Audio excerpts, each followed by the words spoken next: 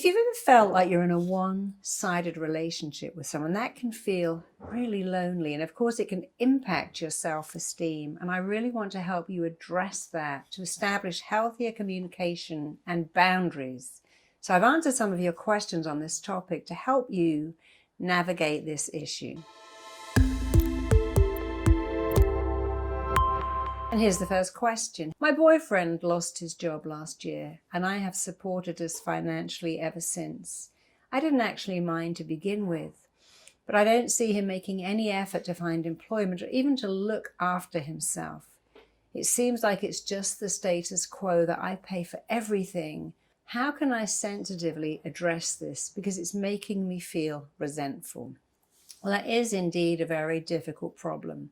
Your boyfriend lost his job, and we all think, well, he should be proactive, looking for another one and doing stuff. But one of a man's greatest needs is to be admired. Men need to be admired. When they lose their job, it can really affect their ego, their self-esteem, their sense of self-worth. Instead of having the motivation to go out and do more, a lot of people start to vegetate. They don't really take care of themselves. They stop getting dressed and shaving and just kind of slob around. And that would be really annoying. And they don't all do that. But if your boyfriend is doing that, I promise you, he feels really, really bad about himself.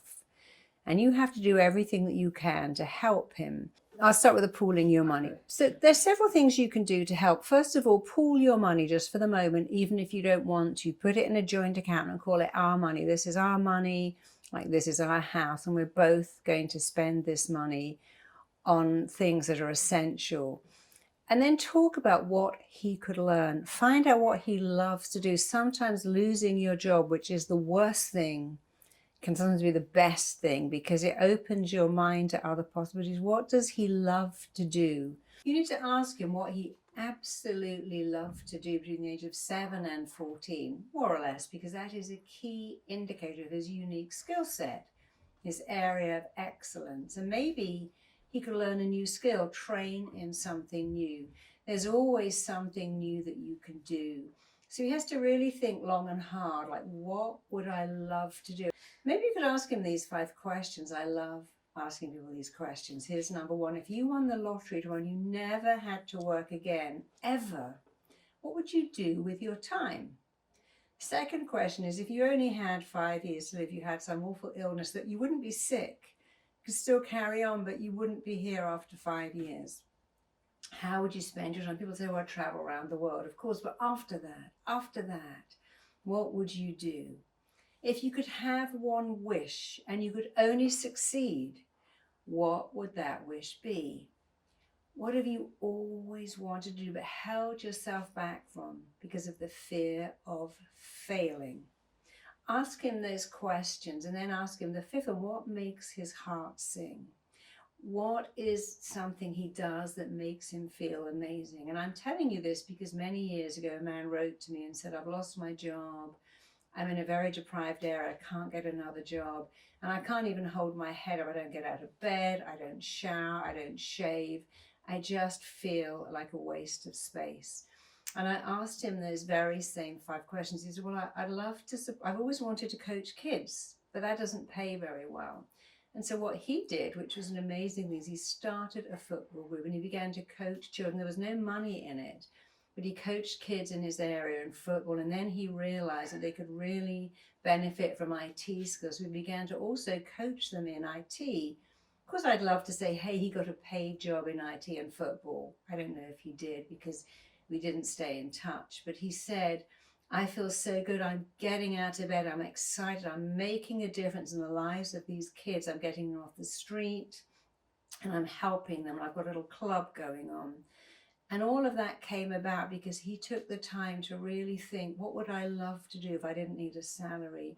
What makes my heart sing? Of course, your boyfriend needs a salary. I understand that. But while he waits to find a new job, if you can get him doing what he loves, giving him a purpose, finding a passion, doing something that excites him, he'll be remotivated and he'll still have plenty of time to look for a job. By the way, when you're going for an interview and the person says, "What are you doing?" and you go, "Oh, nothing, I'm just sitting at home watching Netflix, I haven't got a job," that's not excellent. When you go, "Well, since I left my last job, I've been coaching kids and setting up this IT group and doing this," and it just makes you more desirable as a person.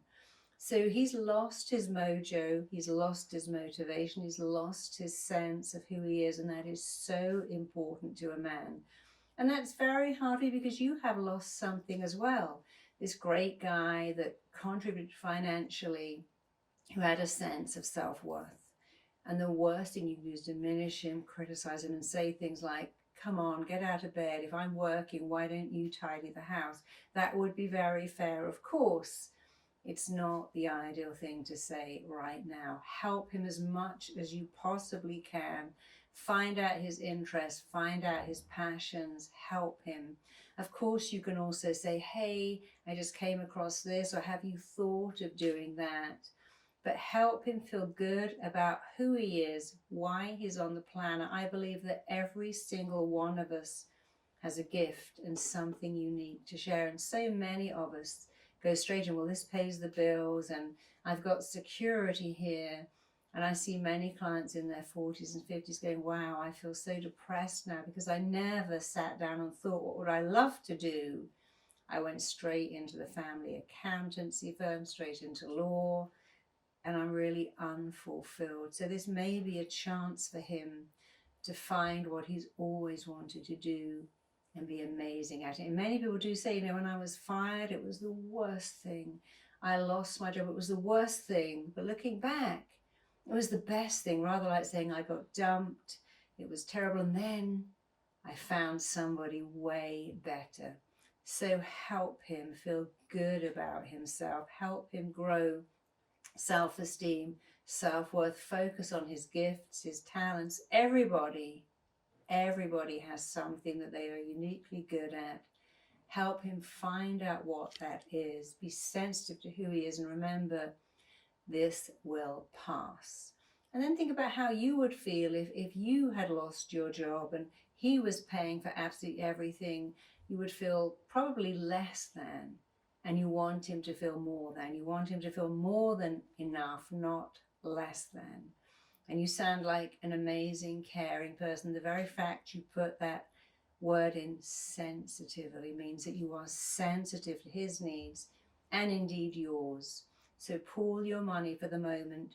Talk about everything as ours. What shall we do, rather than me and you, and really help him. Almost interview him about where he sees his life in 5 years. What is his heart's desire? What makes his heart sing? What things make him feel good about himself? When he feels the very best about himself, what is going on then? And you may find that you can tap into something amazing. He'll open up, and when he has that information, he can go for the career he wants with a sense of unshakable self-worth and certainty that's right for him. And when he feels like that, he'll probably get it. I do hope so, and I wish you well.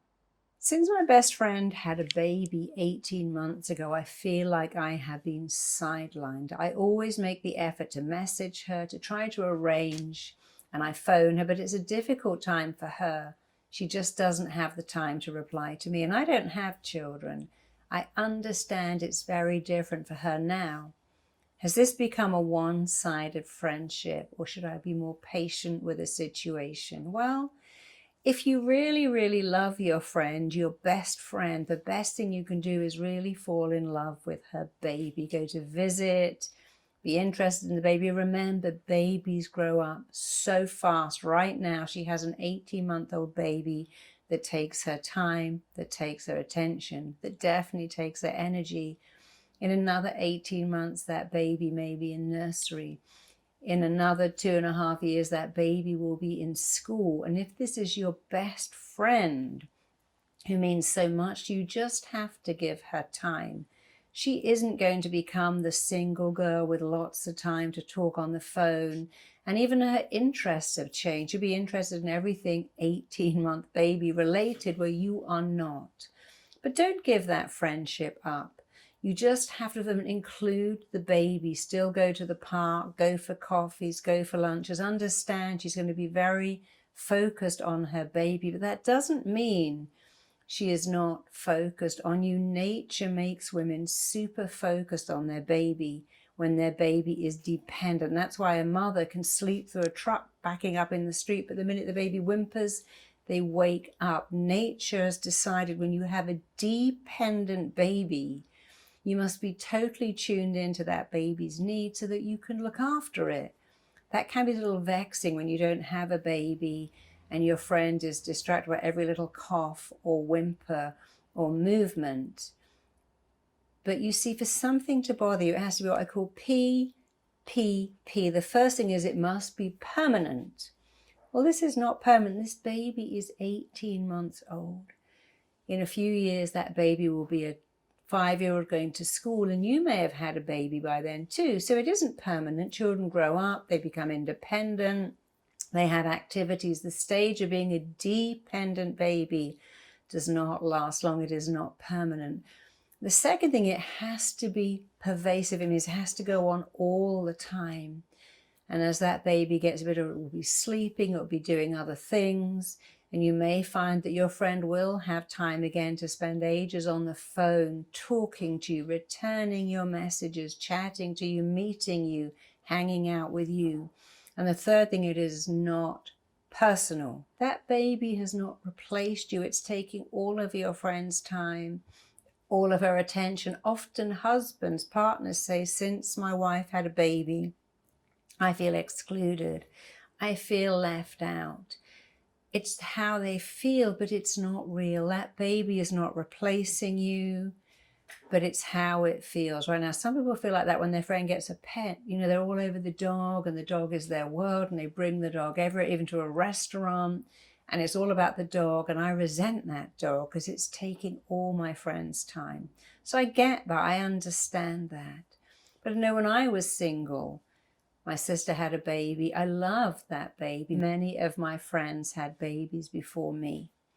And then I had other friends who didn't want children. And you have to work it out. One of my very best friends never had children, but she was enchanted with my daughter. And I loved that. In fact, I made a point of picking godparents for my daughter who I knew had chosen to never have children.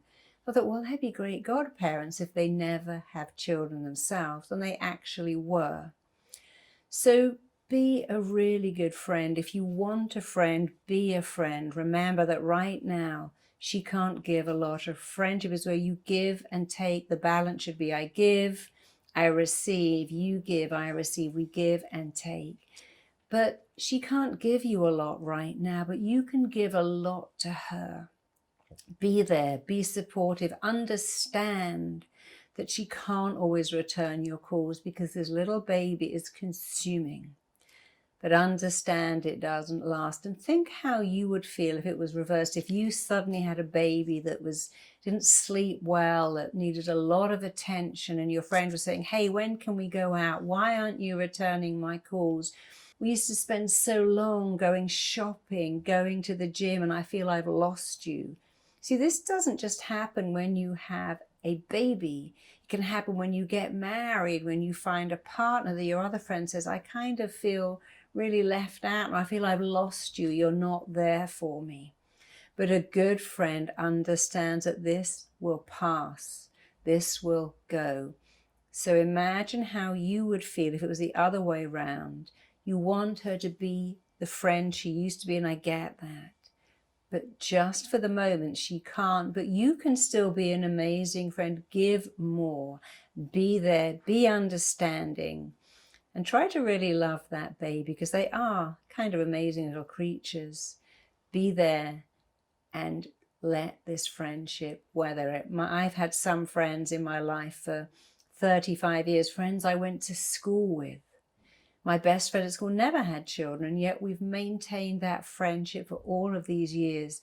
Friendships kind of wane, they change, you move, you come back, you change country, you change job, you change partner, but a good friend understands and is there. So be a friend and allow her to be a friend too. She probably can't do it the way you'd like her to right now, but that will come back. Friendships last forever. They don't go away, but things happen. People get ill, all kinds of things happen. So wait for it to come back. Do everything you can to support her, and she will come back to supporting you. She just needs a bit of time. And you know what? You have time, and that's a great thing. And again, I wish you every success. Hi Marissa, I'm a man in my 30s and I have a great relationship with my girlfriend. She's caring, she's fun. I find her so attractive. The trouble is, I'm the one to initiate sex. If I don't initiate it, I think we never would have sex, and I worry that I'm pestering her for sex, that it's only me that wants it. What can I do about this? Well, the biggest thing, of course, is to sit down and talk to this caring, fun girlfriend that you have a great relationship with, and ask her, say, hey, I find you so attractive. I'm always desiring you. I always want you, but I feel like I'm pestering you. You have to talk about it. That can be difficult. Many women say, well, I feel that's how it should be, that it should always be the guy.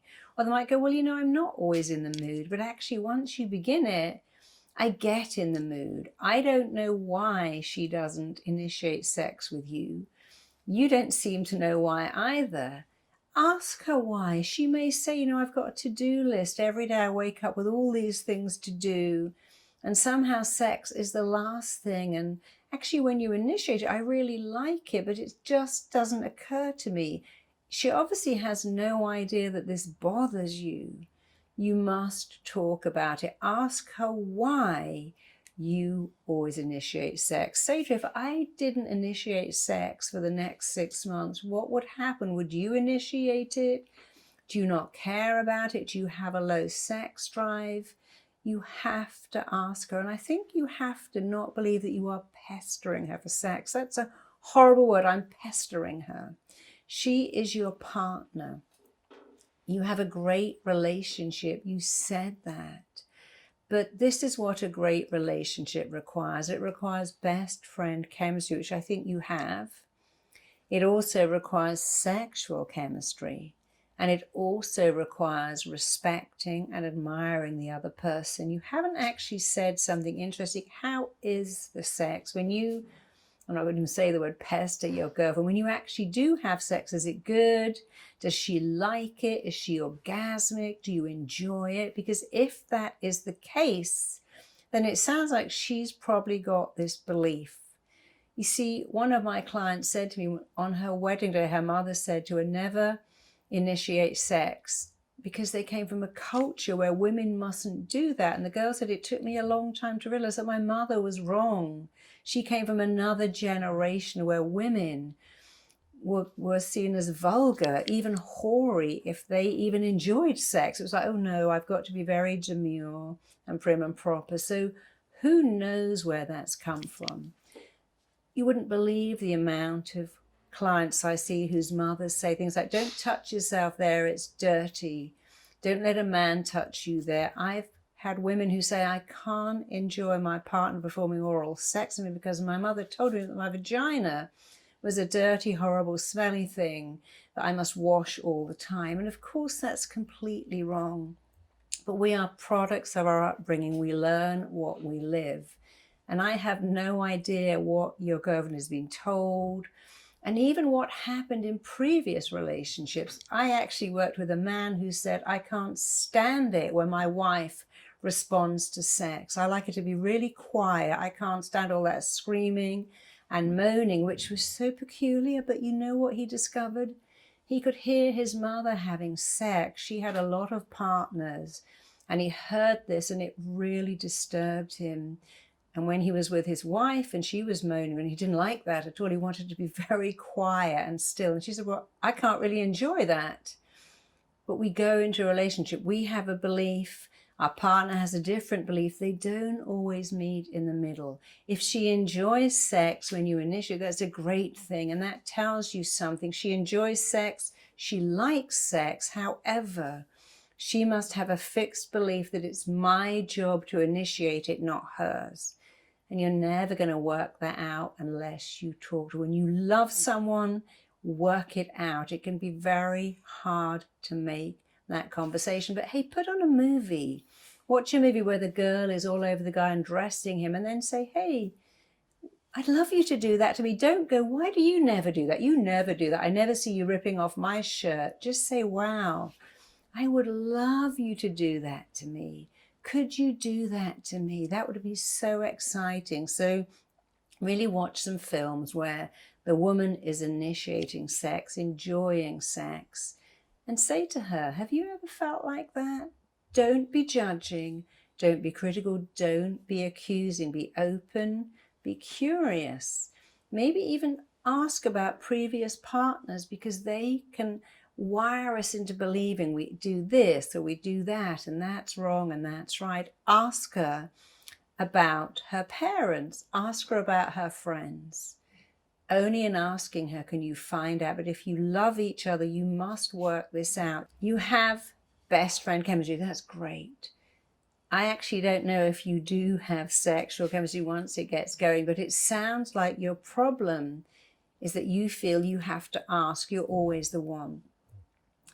And I hope you have the admiring each other, respecting each other, but you must respect her enough to ask her in a really nice way, and she must respect you enough to understand. You see, here's the problem in relationships, it's the biggest problem. We think our partner is a clairvoyant, is psychic. They know what you want in bed. They know what you want as a gift. They know what we're thinking, and it's not the case. You don't know what she's thinking. She doesn't know what you're thinking, and you never will until you respect each other enough to have a conversation. But make that easy by watching a movie, being together. Never do these things when you're angry and fighting. That's not the time to go, hey, why do you never initiate sex? Do it when you're the happiest, watching a movie, holding hands, having dinner, really close. And then just say, I would love you to initiate sex with me. It would make me feel like the most desired guy in the world. Here's the thing, men need to feel admired. It's so important. And women need to feel desired. And maybe she needs to feel that you desire her and you're always the one that initiates sex. You've got to say to her, I would love to feel that you desire me so much, that you want me so much, that you initiate sex, and tell her what she could do, how she could do it. I promise you it works. So just go ahead and do that. It will make all the difference. You have a great relationship already, and you have the tools and the ability to make it even greater. Have that conversation, and I wish you every success. Hey Marisa, we always accommodate my husband's parents. In fact, we drop everything to visit them and to have them stay with us. But when it comes to my family, my husband is much more reluctant to make an effort or to agree to see them. I know family is tricky, but this feels very unfair. How can we address this to make it more balanced? Well, balance is the word. I usually see this the other way around, women who are saying, you know, I love my family, but really love my husband's family, and so it isn't balanced. So you just have to simply work it out. How often are your husband's family staying? How often are you seeing them? And then present that to them. Hey, you know, I noticed that we see your parents 75% of the time, and we only see mine 25%. And when I see your parents, I'm interested in them, I'm engaging, I make them so welcome. And it hurts my feelings that you do not do the same for my family. Now, I know my family are not your family. I understand that you have a great love for your parents, and my parents are not your parents. But here am I working to accommodate your parents, to be warm and kind and engaging and welcoming. And I need you to do the same thing for me. And you know what helps a lot is to always focus on the outcome. Why are my parents coming to visit? So say to husband, I want my parents to visit, and the outcome of the visit would be X. So if you focus on the outcome, I want to go and see my parents, and I want you to be happy. And with my husband, we go to visit my mother, and I have to say, honey, you know, it's important to visit my mother. I don't want you to say, after now, let's leave now, I want to go back. And I'd always ask him to bring a book or to work on his computer because I wanted to spend a lot more time with my mother than he wanted to. Let's go down, let's have lunch. We've had lunch. An hour's passed, let's leave. It's like, oh no, we normally stay all day and then we watch a movie and we go back late. And so I had to really encourage him to get into my routine of when I go for lunch with my mother, I stay until at least 9 o'clock at night. When he goes to lunch with his family after lunch, 4 o'clock, they leave. But you again have to say to him what you need. You see, we have this belief, hey, you're my husband, you got to meet my needs. You're my wife, you got to meet my needs. I've got to meet your needs. But if you don't tell someone what those needs are, so you see, because you are so good and accommodating at being with your husband's family, he probably has this belief, hey, my family are great, my parents are great, I love being with them, and how great it is that my wife loves it too. She never complains, she drops everything to see them.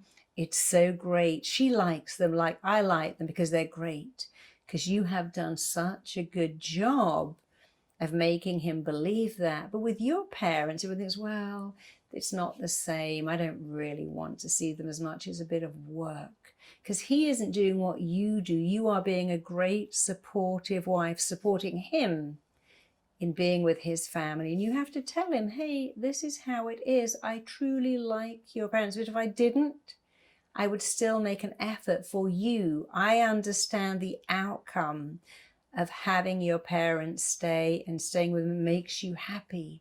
And here is my outcome. I need you to spend as much time with my parents as I spend with yours. I need my parents to visit.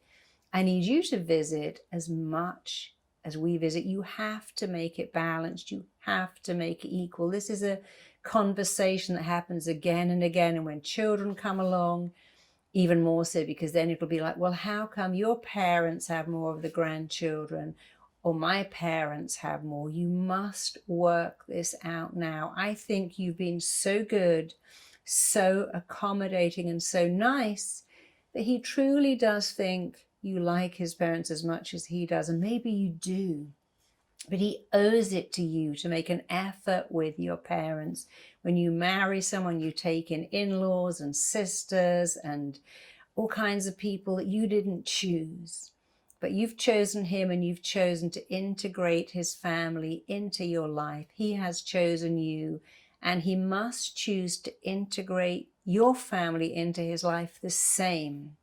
You almost need to get out a balance book now and say, this is how much your parents have been to stay with us. This is how much we have stayed with them. But look at how unbalanced this is. You're not willing to see my parents. You're reluctant. That hurts me. I feel hurt when you do that. I am hurt when this happens. And tell him why you need to see your parents more. And it's not about him agreeing to see them or making an effort. It's about it being equal. So you need to have the respect, the admiration, the love for each other to understand that. Your husband doesn't have to love your parents. He has to love you enough to say, hey, I go to see my wife's mother because it makes my wife happy. I love my wife. I want her to be happy. And I'm going to see my in-laws this weekend to make her happy. And if I'm going there to make her happy, that means not moaning or making faces going, hey, when can we leave? Or this is really boring, or I much prefer being in my own bed. It's about the outcome. If he loves you, and I know he does, then he loves you enough to make you happy. And making you happy is seeing your parents as much as you see his, and tell him it that way. Don't go into the accusing. You never see my parents. I have to force you to see my parents. What's wrong with you? That's not fair. Because that's accusing. Come out of him. I know you love me. I know you love me. And I need to see my parents. And I need you to understand the outcome of that is it makes me happy. I need you to support me in staying with my parents, having my parents staying with us, and remembering this makes me happy. Happy wife, happy life. You've heard that expression. I'm happily married. I'm happy. My husband's married. It's a joke. He's very happily married too. And in fact, he spends much more time with my family than with his. That's just how it is. But I like his family. I enjoy his family. Sometimes it works out because of distance, where your parents are up the road, but mine are 4 hours away. Whatever it is, you need to make it equal. You need to make it balanced by first understanding you have a right to do this. You're entitled to this. It makes you happy. Explain it in the nicest way, the best way. And when your parents are coming to stay, when you are going to stay with them, think of little things you can do to make it easier. Maybe your parents eat at certain times and your husband says he's going to open the fridge and help himself. But you can pack little snacks. You can pack books. You can always think of something. When I go to stay with people, I always have nuts in my bag in case I want to eat and they're not eating. I take things. I might take some movies to watch that I know that they'll like. I might take some books, some magazines. Make sure you find out what it is that is making him less willing to be with your parents. Maybe he doesn't like the food. Maybe he feels the bedroom is too cold. Maybe he's bored. But whatever it is, you can find a way of working around that. I know you can do that.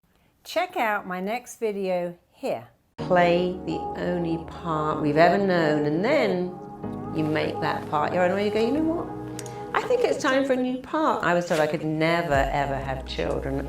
My whole RTT training was based on being told I couldn't have a baby.